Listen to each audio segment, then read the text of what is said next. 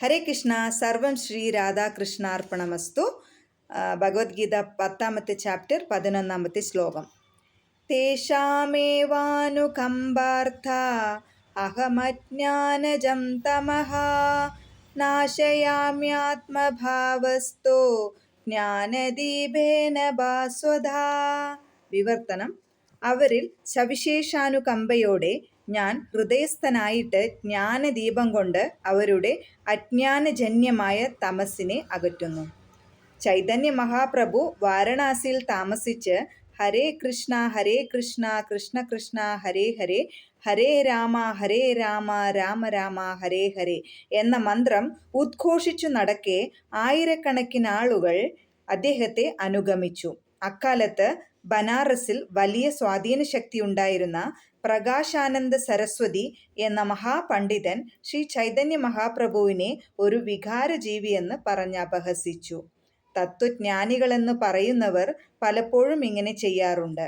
ഭക്തന്മാരിൽ മിക്കവരും അജ്ഞാന തമസിൽപ്പെട്ടവരും വൈജ്ഞാനികമായി വെറും ബാലന്മാരും വികാരഭരിതന്മാരുമാണെന്നും അവർ കരുതുന്നു. ഇത് ശരിയല്ല.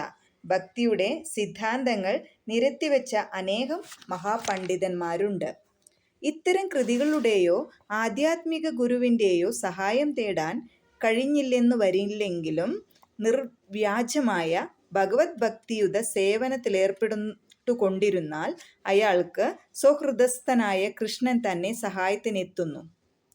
ഏതുവിധത്തിലും കൃഷ്ണാവബോധം ലഭിച്ച നിർവ്യാജ ഭക്തന് ജ്ഞാനം ലഭിക്കാതെ വരില്ല. തികഞ്ഞ കൃഷ്ണാവബോധത്തോടെ ഭക്തിയുത സേവനത്തിലേർപ്പെടുക എന്നതാണ് ഏകയോഗ്യത. വിവേചന ബുദ്ധി ഉപയോഗിക്കാതെ ശുദ്ധജ്ഞാനമുണ്ടാവില്ലെന്നാണ് ആധുനിക തത്വജ്ഞാനികൾ കരുതുന്നത്. ഇതിന് ഭഗവാൻ തന്നെ ഈ ശ്ലോകത്തിലൂടെ ഉത്തരം നൽകുന്നു. വിദ്യാഭ്യാസമോ വൈദിക പ്രമാണങ്ങളെപ്പറ്റി വേണ്ടത്ര അറിവോ ഇല്ലാത്തവർക്ക് പോലും ശുദ്ധഭക്തി പൂർവം സേവിക്കുന്നതായാൽ തൻ്റെ സഹായം ലഭിക്കുമെന്ന് ഭഗവാൻ അരുളി ചെയ്യുന്നു.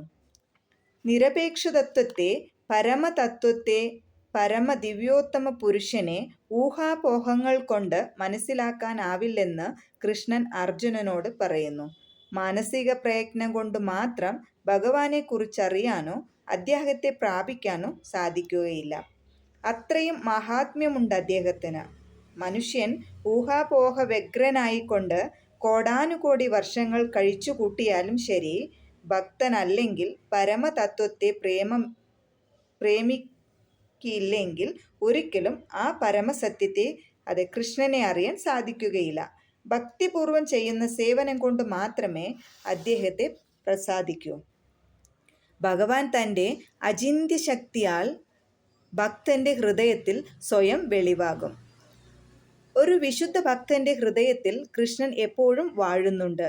സൂര്യതേജസ്വിയായ അവിടുത്തെ സാന്നിധ്യത്തിൽ അജ്ഞാന അന്ധകാരം ഉടൻ നീങ്ങിപ്പോകും. ഇങ്ങനെയാണ് ഭഗവാൻ ശുദ്ധ ഭക്തജനങ്ങളോടുള്ള വിശേഷ കാരുണ്യം കാട്ടുന്നത്.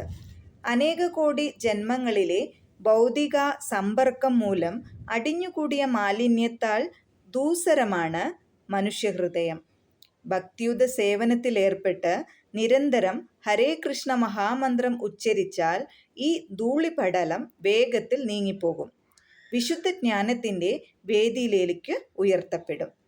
ഈ ഭക്തിയുത സേവനം കൊണ്ടും മന്ത്രജപം കൊണ്ടും മാത്രമേ വിഷ്ണു പദമാകുന്ന ആത്യന്തിക ലക്ഷ്യം പ്രാപിക്കാൻ കഴിയൂ. ഈ ഊഹാഭോഗങ്ങൾക്കും വാദങ്ങൾക്കും അവിടെ എത്തിക്കാനുള്ള കഴിവില്ല.